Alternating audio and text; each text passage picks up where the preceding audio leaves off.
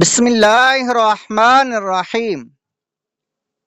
میلاد شریف منانے سے منع کرنے والوں کے وسوسوں کے جوابات۔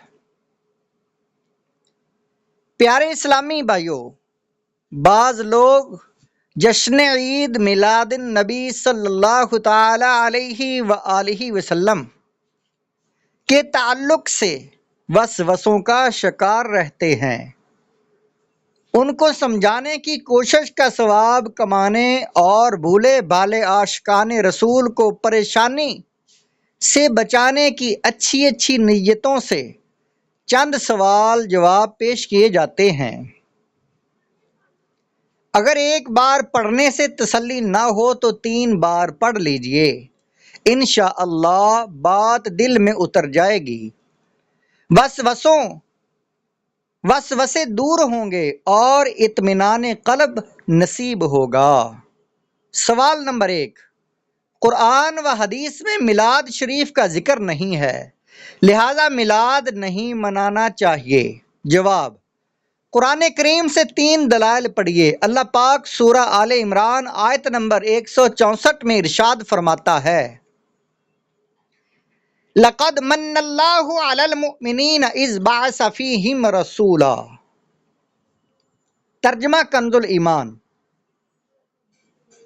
بے شک اللہ کا بڑا احسان ہوا مسلمانوں پر کہ انہی میں سے ایک رسول بھیجا۔ سورہ یونس آیت نمبر 58، قُلْ بِفَضْلِ اللَّهِ وَبِرَحْمَتِهِ فَبِذَلِكَ فَلْيَفْرَحُوا هُوَ خَيْرٌ مِّمَّا يَجْمَعُونَ۔ ترجمہ کنز ایمان،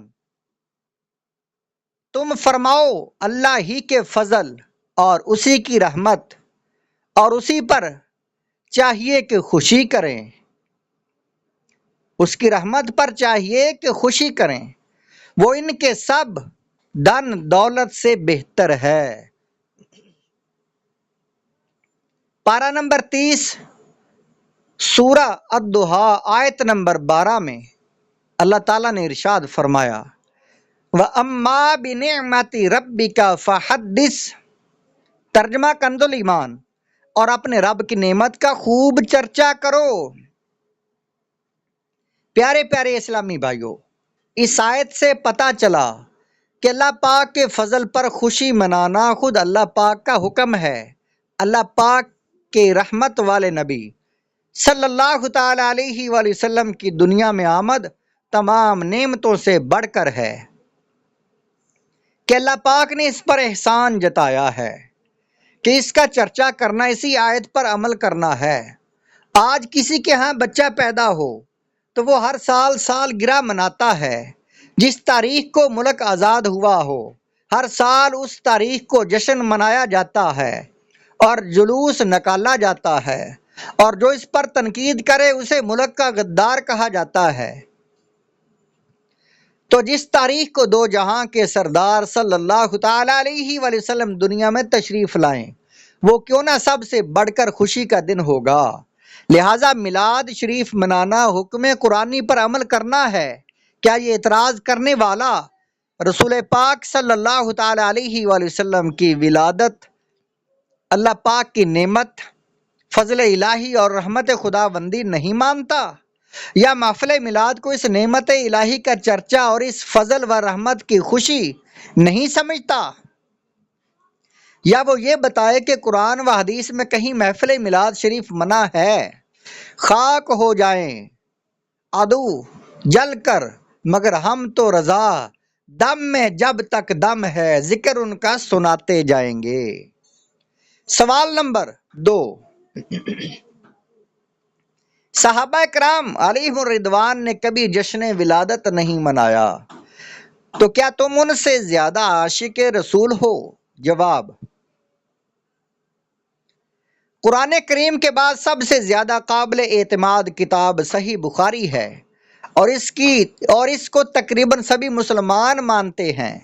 امام بخاری رحمۃ اللہ علیہ ہر حدیث مبارک کے لکھنے سے پہلے غسل کرتے اور 2 رکعت نفل ادا فرماتے۔ نزہۃ القاری جلد نمبر 1 صفحہ نمبر 130۔ حالانکہ صحابہ کرام علیہم الرضوان میں ایسی کوئی روایت نہیں ملتی کہ وہ حدیث پاک بیان کرنے سے پہلے غسل فرماتے اور 2 رکعت نماز پڑھتے، تو کیا یہ کہا جائے گا کہ امام بخاری صحابہ کرام علیہم الرضوان سے بڑے عاشق رسول ہیں، یا آپ رحمۃ اللہ علیہ کے دل میں صحابہ کرام سے زیادہ حدیث پاک کا ادب ہے؟ مزید سنیے، کروڑوں مالکیوں کے عظیم پیشوا حضرت سیدنا امام مالک رحمۃ اللہ علیہ مدینہ پاک کی گلیوں میں ننگے پیر چلا کرتے تھے اور تعظیم خاک مدینہ کی خاطر مدینہ منورہ میں کبھی بھی قضائے حاجت نہیں کی۔ اس کے لیے ہمیشہ حرم مدینہ سے باہر تشریف لے جاتے تھے، البتہ حالت مرض میں مجبور تھے۔ بوستان المحدثین صفحہ نمبر 19۔ تو کیا اب یہ کہا جائے گا کہ امام مالک رحمۃ اللہ علیہ صحابہ کرام علیہم الرضوان سے بڑے عاشق رسول ہیں؟ ہرگز نہیں۔ قرآن کریم میں اصول بیان فرما دیا گیا ہے، اور وہ یہ ہے وَتُعَزِّرُوهُ وَتُوَقِّرُوهُ، ترجمہ کنز ایمان، اور رسول کی تعظیم و توقیر کرو۔ اس آیت مبارکہ کی تفسیر میں